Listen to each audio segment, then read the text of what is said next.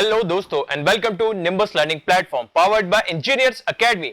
मेरे पीछे आप देख सकते हैं एक रीसेंट नोटिफिकेशन है जो कि हिंदुस्तान एरोनॉटिक्स लिमिटेड का है और यहां पे ये लोग रिक्रूट करने जा रहे हैं डिजाइन ट्रेनी और मैनेजमेंट ट्रेनी की पोस्ट के लिए, जिसका एक अलग से ऑनलाइन एग्जाम होगा, इंटरव्यू होगा और उस बेसिस पे यहां पर आपको सिलेक्शन दिया जाएगा। तो चलिए आइए देखते हैं क्या कह रहा है ये नोटिफिकेशन, डिटेल में समझते हैं। जैसे कि आप नोटिफिकेशन में देख सकते हैं कि जो हाल ही में 2 अगस्त 2023 को ही नोटिफिकेशन आया है हिंदुस्तान एरोनॉटिक्स लिमिटेड का, जहां पे वो सिलेक्शन करने जा रहे हैं डिजाइन ट्रेनी और मैनेजमेंट ट्रेनी के पोस्ट के लिए। तो जितने भी बच्चे इंजीनियरिंग बैकग्राउंड से उनके लिए बहुत ही सुनहरी वैकेंसी साबित होने वाली है।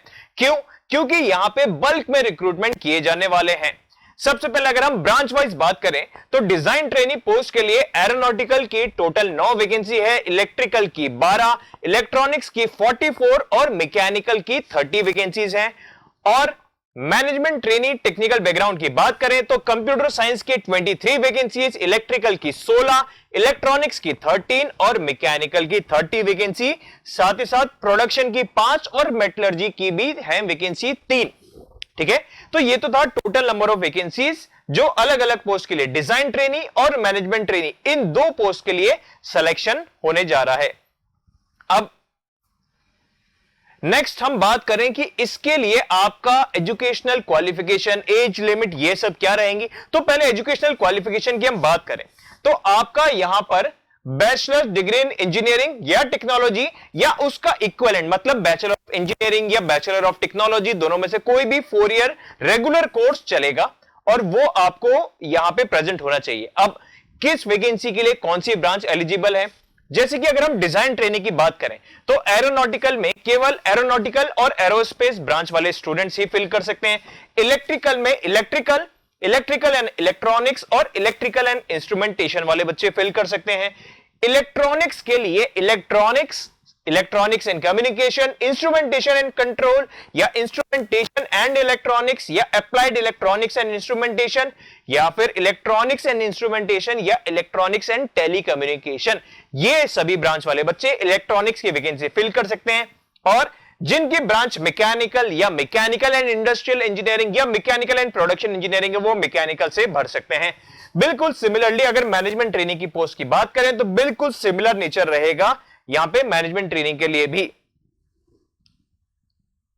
नेक्स्ट, कंप्यूटर साइंस की अगर हम बात करें तो कंप्यूटर साइंस में computer science, computer engineering, computer science and information technology या सिर्फ information technology, information science and technology, computer system, information science, software engineering, computer technology या कंप्यूटर साइंस एंड इंजीनियरिंग, ये सारे बच्चे कंप्यूटर साइंस से बढ़ सकते हैं।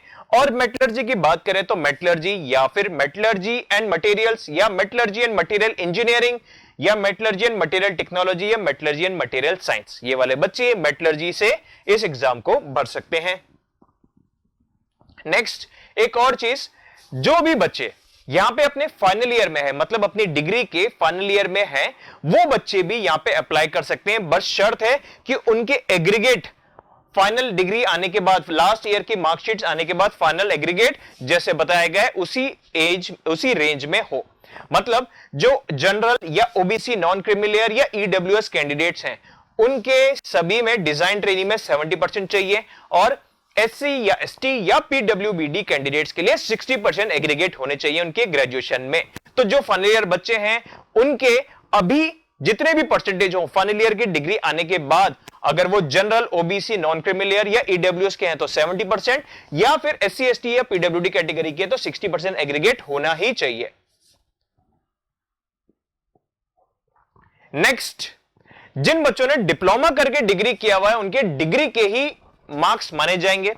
सेकंड, जिन बच्चों ने 5 ईयर इंटीग्रेटेड प्रोग्राम किया हुआ है, जो बीटेक प्लस एमटेक का 5 ईयर प्रोग्राम करते हैं, वो बच्चे भी इसमें एप्लीकेबल हैं।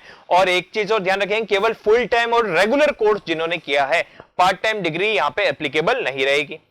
एज क्राइटेरिया की बात करें अगर तो 22 अगस्त 2023 मतलब 22 अगस्त 2023 को आप मैक्सिमम 28 साल या उससे कम होने चाहिए फॉर जनरल और ईडब्ल्यूएस कैटेगरी स्टूडेंट्स। और इसके अलावा जो अलग अलग कैटेगरी के स्टूडेंट्स होते हैं उनके गवर्नमेंट नॉर्म्स के अकॉर्डिंग अलग अलग एज रिलैक्सेशन दिए गए हैं। अब हम बात करें एप्लीकेशन फीस की, तो यहां पर एप्लीकेशन फीस है 500 रुपीज, ये सब मिला के मतलब जीएसटी वगैरह मिलाकर यहां पे एप्लीकेशन फीस है। और एससी एसटी पीडब्ल्यूबीडी कैंडिडेट्स को कोई भी एप्लीकेशन फीस नहीं देना है, मतलब जनरल और ओबीसी ओबीसी और जनरल कैटेगरी स्टूडेंट्स के लिए फीस है 500 रुपए एप्लीकेशन फीस। एप्लीकेशन फॉर्म कैसे भरेंगे? एप्लीकेशन फॉर्म ऑनलाइन भरे जाएंगे। ऑनलाइन मतलब आप सिंपली www.hal-india.co.in इस पे जाकर आप कैरियर्स पे जाके इस वैकेंसी के लिए अप्लाई कर सकते हैं।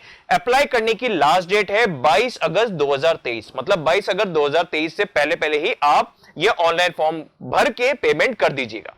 ओके, नेक्स्ट हम चलते हैं अब सिलेक्शन प्रोसीजर के बारे में। तो दोस्तों जैसे कि मैंने बताया था, इसका सिलेक्शन, इसका खुद का एक अलग से ऑनलाइन टेस्ट होगा। वो ऑनलाइन टेस्ट आपका जो भी रेस्पेक्टिव सेंटर होगा वहां पे आप जाके देंगे। फिर उस ऑनलाइन टेस्ट के बेसिस पे कैंडिडेट्स को शॉर्टलिस्ट किया जाएगा इंटरव्यू में। फिर इंटरव्यू के बाद एक फाइनल मेरिट लिस्ट बनेगी, जिसके बाद सिलेक्टेड कैंडिडेट्स को डॉक्यूमेंट वेरिफिकेशन करा के, मेडिकल करा के उनकी ज्वाइनिंग हो जाएगी।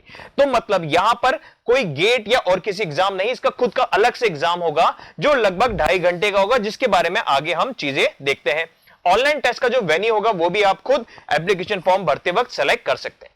अब हम इसके बात करते हैं इसके ऑनलाइन टेस्ट की। इसका जो ऑनलाइन टेस्ट होगा वो 2.5 घंटे मतलब 150 मिनट्स का होगा, और वहां पे 3 सेक्शन होंगे, जिसमें टोटल मिला के अपने 160 क्वेश्चंस होने वाले हैं। 160 क्वेश्चंस में क्या क्या आएगा? जो पहले के फर्स्ट पार्ट होगा जिसमें 20 क्वेश्चंस होंगे, सारे एमसीक्यू फॉर्मेट मतलब मल्टीपल चॉइस क्वेश्चंस होंगे, ऑनलाइन एग्जाम होगा। तो जो पहला पार्ट होगा उसमें फर्स्ट 20 क्वेश्चंस होंगे जनरल अवेयरनेस के, मतलब जिसमें करंट अफेयर से रिलेटेड चीजें भी पूछी जा सकती हैं। नेक्स्ट 40 क्वेश्चन होंगे, मतलब क्वेश्चन नंबर 21 to 60 तक। अगले 40 क्वेश्चंस होंगे हमारे इंग्लिश एंड रीजनिंग के, और जो रिमेनिंग 100 क्वेश्चंस होंगे वो प्योरली आपकी अलग अलग रेस्पेक्टिव ब्रांचेस के होंगे। आप मैकेनिकल हैं तो मैकेनिकल के, सिविल हैं तो सिविल के, इलेक्ट्रिकल हैं तो इलेक्ट्रिकल के। इस तरीके से आपके रेस्पेक्टिव ब्रांच के क्वेश्चंस होंगे। मतलब टोटल 160 क्वेश्चंस में से 100 होंगे टेक्निकल के, 40 होंगे इंग्लिश एंड रीजनिंग से, और 20 क्वेश्चन होंगे जनरल अवेयरनेस के।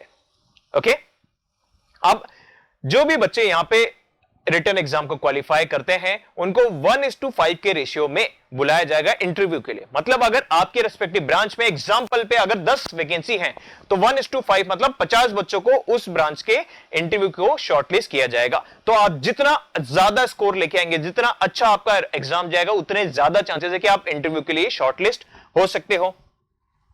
और मेजॉरिटी जो वेटेज रहेगा 85% वेटेज रहेगा, वो रहेगा आपका आपका जो फाइनल मेरिट लिस्ट बनने वाला है उसमें 85% रहेगा ऑनलाइन टेस्ट का, और 15% मार्क्स रहेंगे आपके इंटरव्यू के। मतलब आपके रिटन टेस्ट, ये जो ऑनलाइन टेस्ट होने जा रहा है, इसमें जितने ज्यादा होगा आपके मार्क्स लाएंगे, उतने आपके ज्यादा सिलेक्शन के चांसेस बढ़ते जाएंगे। और सिर्फ 15% मार्क्स, 15% वेटेज ही रहेगा इंटरव्यू का।